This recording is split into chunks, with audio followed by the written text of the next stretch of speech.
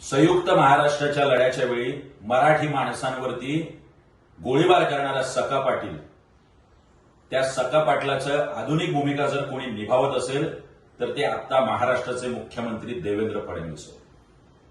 ज्या ठिकाणी अमराठी व्यापारी मोर्चा काढू शकतात त्याच ठिकाणी परवानगी घेऊन मोर्चा काढायला मात्र मराठी माणसाला या महाराष्ट्रात बंदी आहे.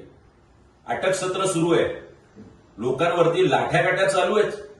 इतकी दडपशाही आणि दमनशाही जर महाराष्ट्र सरकार करत असेल तर मराठी जनता आणि महाराष्ट्र गप्प बसणार नाही. थोडी जरी आपलं मराठी रक्त धमन्यांमध्ये वाहत असेल तर या महाराष्ट्राच्या मुख्यमंत्र्यांनी तात्काळ आंदोलकांची सुटका केली पाहिजे, या महाराष्ट्राची माफी मागितली पाहिजे आणि पश्चाताप म्हणून संयुक्त महाराष्ट्राचं प्रतीक असलेल्या हुतात्मा चौकात जाऊन दोनही उपमुख्यमंत्री आणि मुख्यमंत्र्यांनी या महाराष्ट्राची आणि मराठी माणसाची माफी मागितली.